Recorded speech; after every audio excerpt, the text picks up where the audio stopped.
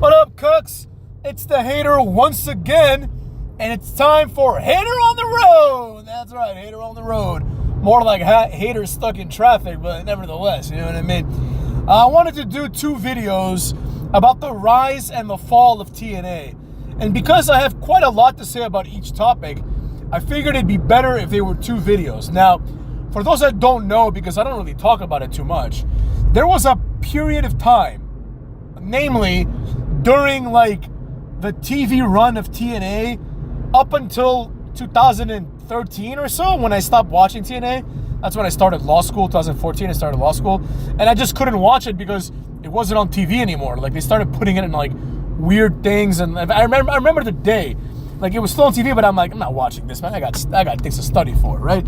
And the reason why I didn't watch it was because it wasn't good. You know what I mean? I also stopped watching Raw during that time, but you know, TNA I was watching like pretty consistently, pretty religiously, and I was enjoying it very much. And during this time, TNA was by far my favorite wrestling program. Like, Impact was incredible, you know? And it never got the props that it deserved. Now, a brief little history lesson. First off, TNA gets started out by Jeff Jarrett, who basically, a wild slapnuts appears, like Marky D would say, you know? Jeff Jarrett was the founder and, in many, many ways, the face of TNA. TNA had several names from WWE, but they were like irrelevant WWE guys, right? Like, they had like Psychosis, who was in WWE for like 2 weeks, you know what I mean? They had Ron Killings, R-Truth, who was in WWE for a couple of years, but he was a jobber. And they had Road Dogg, Conan, right? Like, these like mid-card to lower undercard guys, or tag guys, right? And these guys weren't enough inherently to get people to change the channel. And to be fair, neither was Jeff Jarrett. But Jeff Jarrett was by far the biggest, I don't want to say star, but the biggest name they had, right? So Jeff Jarrett was the TNA champion, or the NWA heavyweight champion, for a long, long time, and for many, many times. But because TNA's back was against the wall, TNA was able to kind of leverage their newness, their kind of like pop out of nowhere-ness, and do these like weekly pay-per-view shows. Now, I didn't even know this was happening, right? Because there was no way to like know about this. It was never advertised. I never saw a commercial for TNA. The way I found out about TNA, actually, I'll never forget this. Like, I was at home. I must have been in college. I might have been in high school. I don't know. Let's see. It's probably around 2008, so I was probably in college. And I was at home, and we had Comcast cable, which a lot of people had. And I just went on Comcast. This was like when cable started like evolving to the point where you could like, you know, you had like fiber optics and you could like do searches with your remote. You know what I mean? Like, for those of you that are young, like, there was a point where your cable remote could just pretty much just change the channel and, you know, turn the cable box on and off and change the volume if you were lucky. You know what I mean? So I did a search for wrestling, and there was like a free match that was available during a promotion, basically, with Comcast, right? Now, I think at this point, TNA was still doing either the weekly pay-per-views, or they had stopped doing that and they were just like online, basically, right? And I watched the match. It was a gauntlet battle royal type situation, right? Where it's essentially like a Royal Rumble, but the last two guys then have like a singles match, right? And I remember like a few things of note. I think the last two guys were R-Truth and Abyss.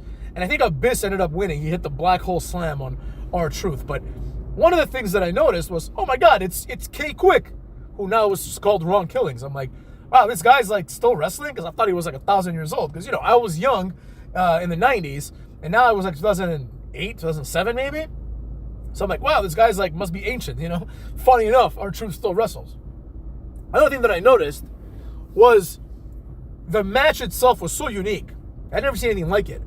And because it was a battle royal, there were so many new names, like people that I'd never heard of before, right? Like, they had Hector Garza, which is like the uncle or father of Humberto Carrillo or Angel Garza, one of the two. Like, he's related to both those guys. And this guy was like in his 30s probably, maybe 40s, but he was doing crazy-ass moves. He was like a luchador, but he was doing crazy-ass moves. And he threw a lot of people out. He did a lot of cool moves. He definitely stuck out. one thing that really stuck out to me was Sanjay Dutt. Sanjay Dutt comes out, and he enters the ring. He does he flips over the top rope from the apron and does like a Hurricane Rana. He just kind of like flips as if he's doing a senton, does a Hurricane Rana. I'm like, wow, that was awesome. I've never seen anything like this before. Keep in mind, people weren't doing these things back then. Back then, wrestling was like, you had Rey Mysterio, and then that's it. Like, you had Rey Mysterio and Jeff Hardy, and that was it. That was it for the high flying, you know what I mean? Eventually, you got like Evan Bourne and things like that, but that was it.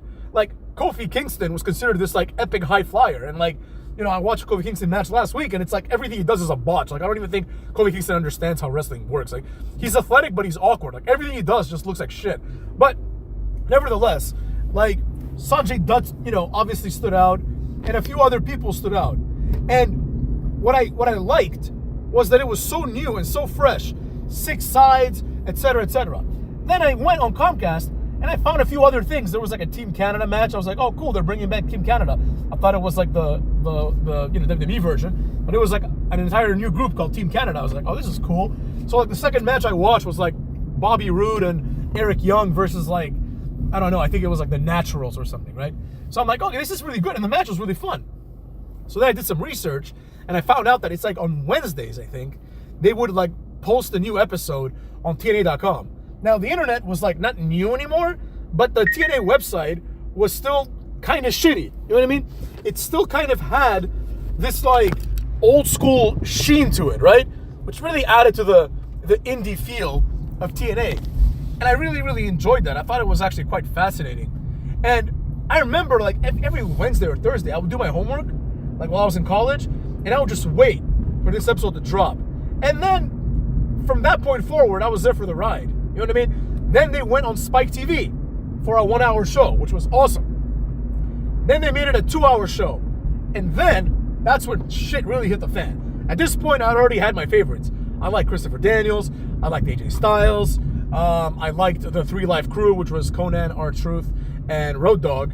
I liked a few people here and there. You know what I mean? I liked Kazarian because he did really well. And I think he was actually the last guy in that match. In the first match I saw, he definitely stood out in that first match, and good to know that he still wrestles, And during this whole time, I remember how awesome this was.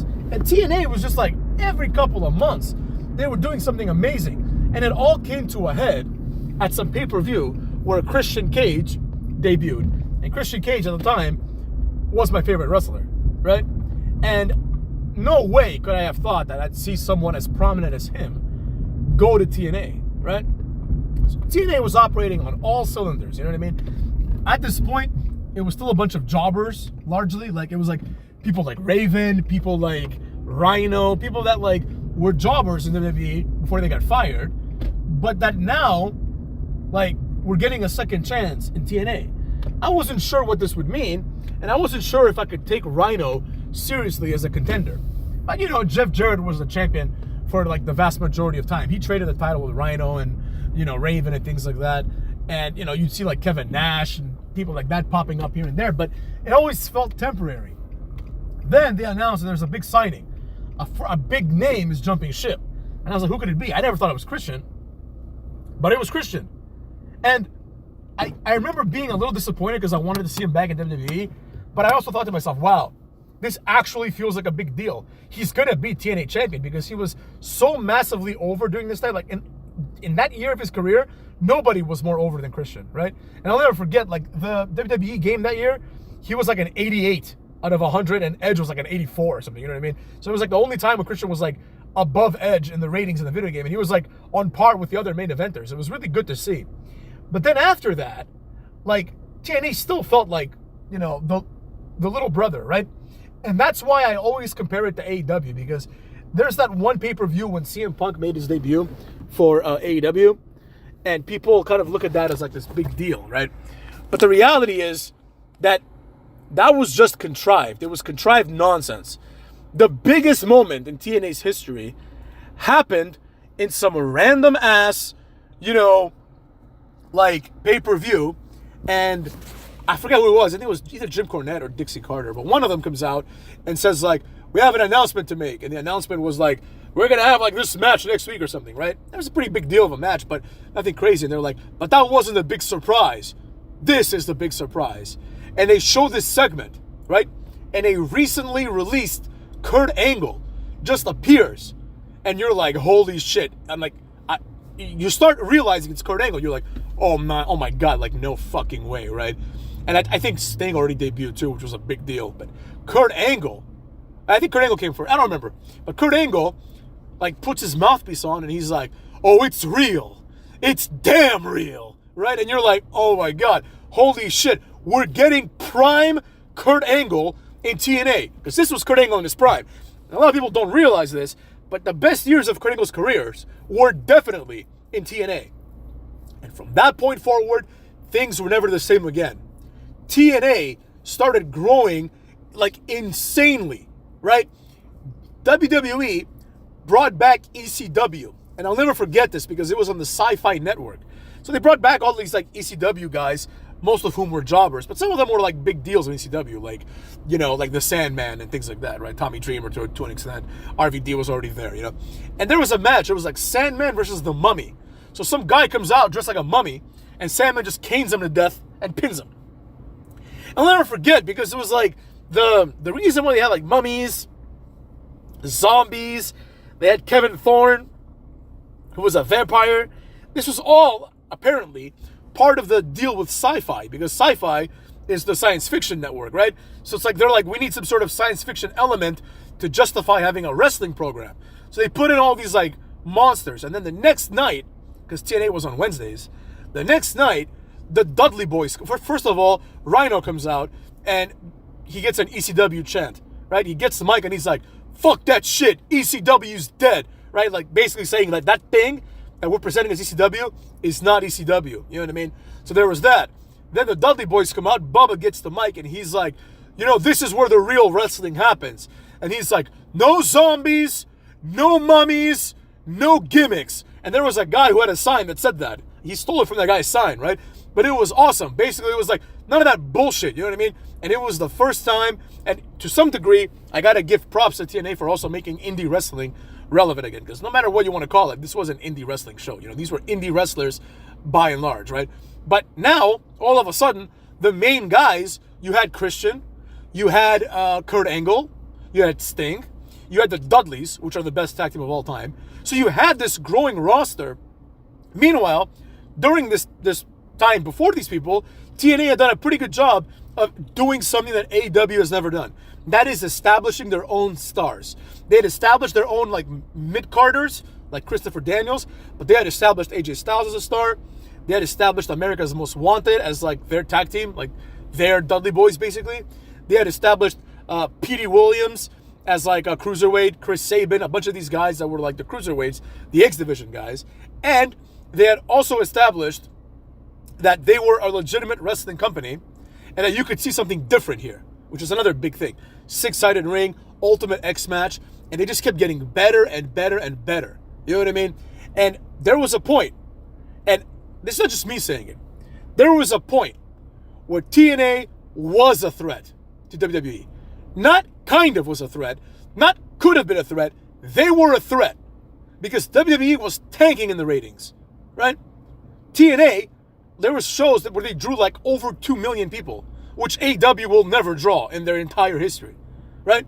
So when it's all said and done, like in a few years when AEW is like not a threat at all, right? Like people would remember TNA as being peak wrestling, right? And that was the rise of TNA. Going from nothing, motherfucks, to these like 1 hour shows to being a legitimate contender and starting the WWE model, right? Copying that model, the 2 hour a week show and the pay-per-view every like 4 or 5 or 6 weeks. You know, building good feuds, building a solid mid-card, building an undercard, giving new talent a chance, setting up the women's, the knockout division, which was awesome. You know, especially considering that like you had people like Gail Kim and Awesome Kong in there. It was just incredible. The entire setup of TNA was unprecedented. And it felt like there was a real competitor. And there was. And that's what pisses me off. Because TNA now has people like Joe Hendry. You know? AEW now has people like Daniel Bryan and Adam Cole. And I'll never forget, I was at a bar in Chicago, actually, when that pay-per-view played out, and I went outside to smoke a cigarette after the bar. Me and my fiance were going to leave, and these two guys were talking about it, and one of them was like, man, now it's like 50-50. AEW's right there with WWE. And I remember thinking, like, what a dummy. Like, he thinks that, like, having, like, you know, Adam Cole and Daniel Bryan is the same as having John Cena and Randy Orton. You know what I mean? Like, he doesn't understand. But when TNA got, like, Booker T and Kurt Angle and Sting, right? And they had AJ Styles, and they had Samoa Joe, who was a massive star in the making, right? And it never worked out, but he could have been a massive star. He should have been a massive star. All these things, all these people coming together, you felt like something was going to happen, right? But, as we all know, that something didn't go down the way that we thought. And that's the topic of our next video, which will be the fall of TNA. And maybe one day, we'll make a video about the rise again of TNA. Cuck olds.